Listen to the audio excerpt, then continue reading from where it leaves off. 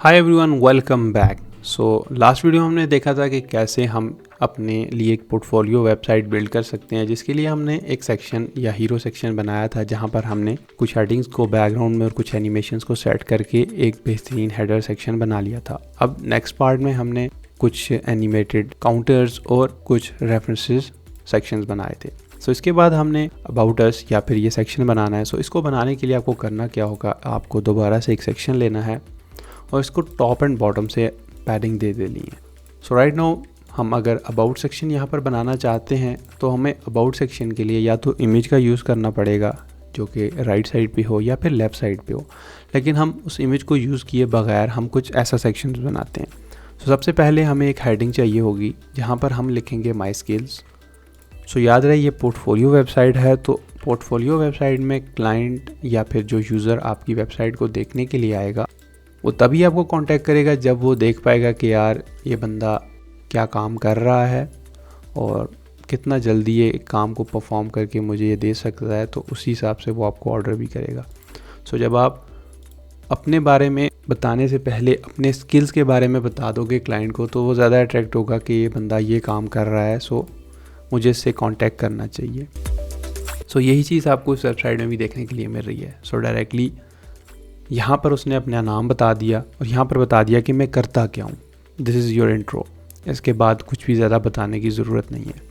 Directly उसने बताया कि मेरे कितने हैप्पी क्लाइंट्स हैं, मैं कितनों के साथ प्रोजेक्ट कर चुका हूँ और ये मेरी सर्विसेज में मेन की पॉइंट्स हैं। उसके बाद डायरेक्टली उसने अपनी तमाम सर्विसेज दिखा दी हैं कि यार मैं इतनी सर्विसेज प्रोवाइड कर रहा हूँ, ये सारी सर्विसेज मेरी हैं और ये मैं सर्विसेज आपको प्रोवाइड करूँगा। क्या होगा, जब कोई यूज़र आएगा या कोई विजिटर आएगा तो डायरेक्टली वो अटेंशन ग्रैब कर लेगा आपकी वेबसाइट की और कहेगा कि ये बंदा इतना काम कर रहा है, क्यों ना मैं इसको ऑर्डर दूँ। हर वेबसाइट की एक अपना लेआउट है, अपना एक प्रोसेस है उस वेबसाइट को बनाने का। इस वेबसाइट को बनाने का तरीका कुछ ऐसा है।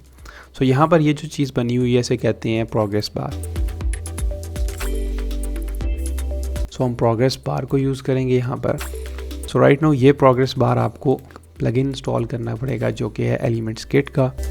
आप उसको इंस्टॉल कर लीजिएगा अपने पास। एलिमेंट्स किट के प्लगइन को ज़रूर इंस्टॉल कीजिएगा, तभी आपको कुछ एलिमेंट्स देखने के लिए मिलेंगे, जैसे कि ये जो एनिमेशन आ रही है या ये जो प्रोग्रेस बार चल रही है, ये एनिमेशन इसके अंदर हैं, ये आपको एलिमेंट्स किट के अंदर देखने के लिए मिलती है। यहाँ पर मैंने वर्डप्रेस के लिए एक कैटेगरी ऐड की। प्रोग्रेस बार के एलिमेंट के अंदर आपको यहाँ पर टाइटल देना है, यहाँ पर उसकी एनिमेशन स्पीड सेट कीजिए, परसेंटेज दीजिए, आपको कितने परसेंटेज शो करवाने हैं। सेम प्रोसेस है, बैकग्राउंड कलर सेलेक्ट कर लो, ट्रैकर बताओ उसका कलर क्या है, ये जो ट्रैकर चल रहा है इसका अगर आप ग्रेडियंट देना चाहते हो या सिंपल कलर रखना चाहते हो, टाइटल की सेटिंग करो, परसेंटेज का कलर वगैरह चेंज करो, जो भी आप करना चाहते हो। यहाँ पर वही स्टाइलिंग करके आप एक प्रोग्रेस बार कंप्लीट कर सकते हो। इसी को हम डुप्लीकेट करते हैं और इसके अंदर बाकी सर्विसेज भी ऐड कर लेते हैं, like graphic designer, UI UX designer, developer. जो भी आप सर्विसेज प्रोवाइड कर रहे हो, आप अपनी तमाम तर सर्विसेज या अपने क्लाइंट की तमाम तर सर्विसेज यहाँ पर ऐड कर सकते हो। इस तरह से आपकी एक स्लीक सी वेबसाइट बनकर तैयार हो जाएगी।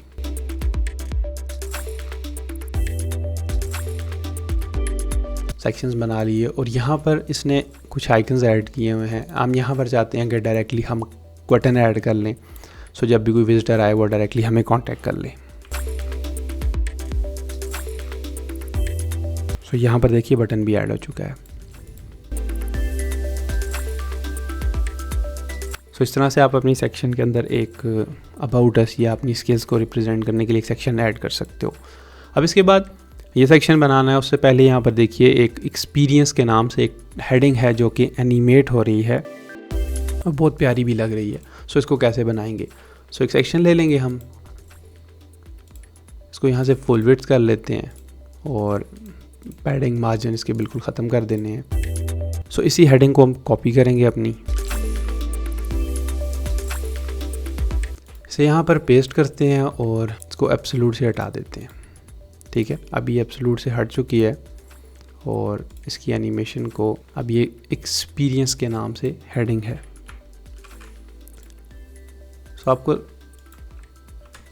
ये हेडिंग एनिमेशन यहाँ से इस तरफ देनी है तो वहाँ पर ले जाओ और इसकी एनिमेशन में जाकर मोशन इफ़ेक्ट्स में हॉरिजेंटल को राइट से लेफ़्ट, लेफ़्ट से राइट, जो भी आपको अच्छा लगे आप वो एनिमेशन यहाँ पर ऐड करोगे तो आपकी वेबसाइट में एनिमेशन हट जाएगी। सो इस तरह से आपका जो है एक्सपीरियंस का ये जो है एनिमेट हो जाएगा। अगर मैं चाह रहा हूँ कि ये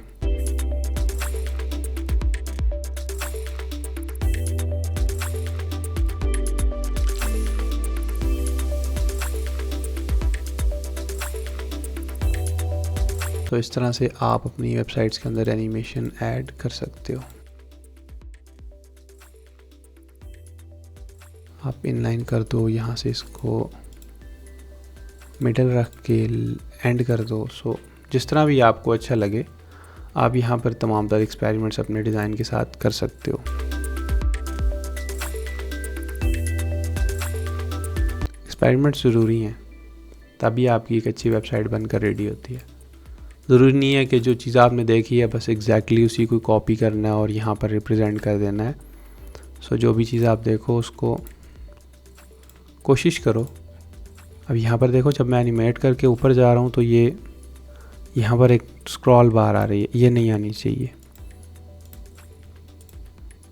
अब इसे भी हमें एडजस्ट करना होगा।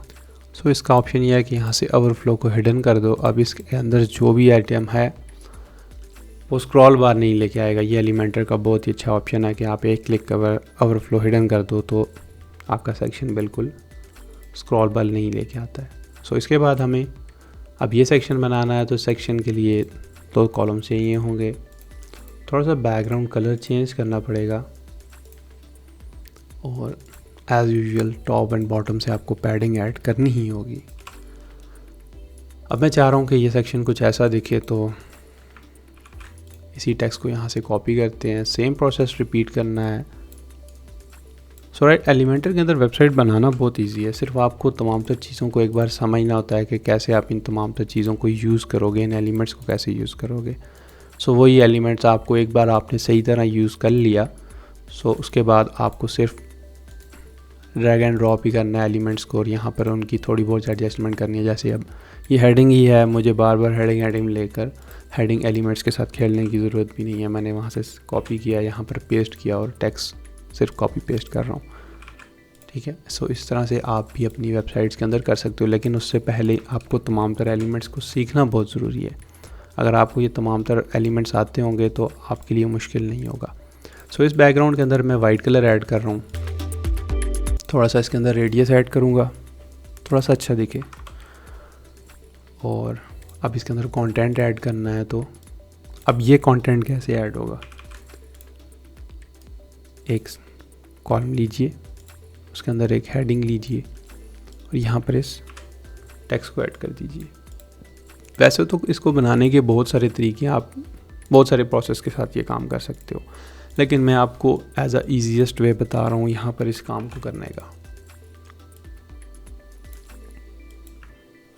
अब इस सेक्शन को हेडिंग को मैं कॉपी करके यहाँ पर पेस्ट स्टाइल करूँगा तो सेम डिज़ाइन यहाँ पर आ जाएगा।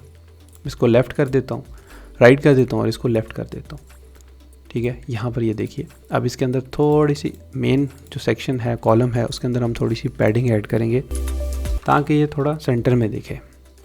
अब इसके अंदर एक आपको नीचे बॉर्डर नज़र आ रहा होगा, सो वो ऐड करने के लिए या तो आप डायरेक्टली इस सेक्शन पे जाइए, जो कि आप इनर सेक्शन लिया है, इसको आप बॉर्डर दे सकते हो सॉलिड बॉटम से टू का बॉर्डर और कलर जो भी आपको अच्छा लगे। तो ये देखिए मैंने यहाँ पर ऐड कर लिया। बॉर्डर का जो और कम कर देते हैं। सो इस तरह से आपका एक बॉर्डर भी बनकर रेडी है। अब ये जो बॉर्डर है बिल्कुल हेडिंग्स के साथ अटैच हो रहा है, लेकिन यहाँ पर ये इशू है। सो उसको ख़त्म करने के लिए कॉलम्स के अंदर एज यूजुअल पैडिंग्स को ख़त्म करेंगे तो वो सेट हो जाएगा, लेकिन आपको फिर यहाँ से इसको मिडल भी करना होगा और इसके टॉप एंड बॉटम से थोड़ी बहुत पैडिंग खुद से फिर ऐड करनी पड़ेगी। डिफ़ॉल्ट तो होती है, लेकिन जब आप ख़त्म कर देते हो तो सब कुछ ख़त्म हो जाता है। सो ये स्टाइल इस कॉलम पर भी पेस्ट करना है।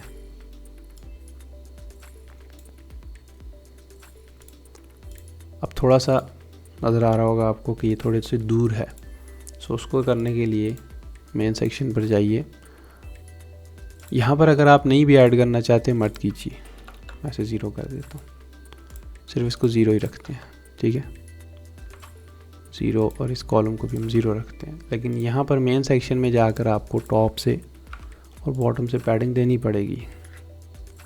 अब मैं इसी को डुप्लिकेट करूँगा, फिर इसी को डुप्लिकेट करूँगा, फिर इसी को डुप्लिकेट करूँगा, और यहाँ पर लास्ट वाले तक हम नहीं समझे, यहाँ पर सेक्शन कंप्लीट कर लिया है।